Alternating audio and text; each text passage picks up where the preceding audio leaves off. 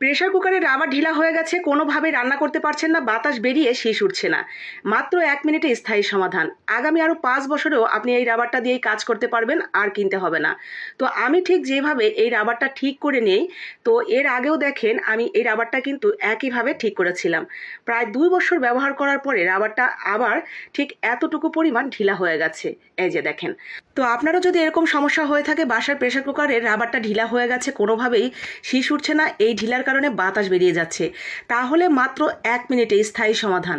আপনার বাজারেও যেতে হবে না কষ্ট করে, কোনো টাকাও খরচ করতে হবে না। জাস্ট এই টিপসটা কাজে লাগিয়ে আপনি রাবারটাকে ঠিক করে নিতে পারবেন আগামী 5 বছরের জন্য। তো এই যে দেখেন, আমি কিন্তু আরও 2 বছর আগে এটা ঠিক করেছিলাম যেইভাবে। তো যেই জায়গাটুকু আমি সেলাই করে দিয়েছিলাম সেই জায়গাটুকু কেটে আমি বাদ দিয়ে দিলাম, কারণ এটা পুনরায় আবার ঢিলা হয়ে গেছে। তো এখন যেটুকু আমি বাদ দিয়ে দিচ্ছি, তো সেটুকু তো ফেলেই দিব। এরপর আমি এখানে একটা সুই নিয়েছি, সুইয়ের সাথে কালো কালারেরই একটা সুতা নিয়েছি, যাতে খুব বেশি দেখা না যায়, যেহেতু রাবারটা কালো। তো সুতাটা একটু মোটা করে নেবেন। এরপরে এটা কিন্তু এমনিতেই নর্মাল যে কাটিম সুতা থাকে, আমরা বাজার থেকে 5 টাকা কাটিম নিয়ে আসি, তো সেই সুতা।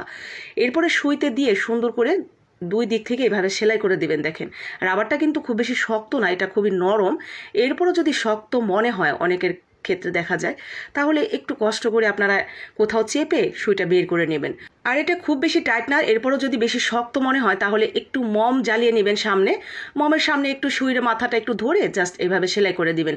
চতুর্দিক থেকে ঘুরিয়ে 3-4টা সেলাই করে দিলেই এটা একদম মজবুত হয়ে যাবে। আর সেলাই করার সময় শুধুমাত্র খেয়াল রাখবেন, একটার মাথার সাথে যেন আর একটা থাকে, একটার উপর দিয়ে যাতে আর একটা উঠে না যায়। একদম সমান সমানভাবে 2টার মাথা একই জায়গায় করে 4 দিক থেকে ঘুরিয়ে সেলাই করে দিবেন, 3-4টা সেলাই, ব্যাস। এরপরে সুতার মাথাটা কেটে দিবেন।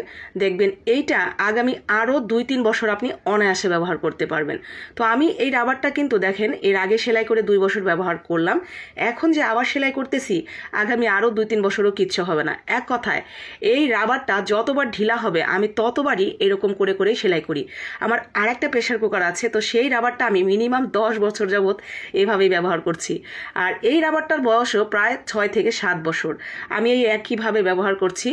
এই রাবারটার খুব বেশি দাম না, তবে বাজারে যাওয়া, এটা মনে করে আবার কিনা, এটা একটা ঝামেলা। আপনি যে কাজটা আপনি বাসায় বসে 1 মিনিটেই করে নিতে পারবেন, সেটার জন্য বাড়তি টাকা হোক না সেটা অল্প টাকা খরচ করারও দরকার নেই, আর কষ্ট করে বাজারে যাওয়ারও দরকার নেই।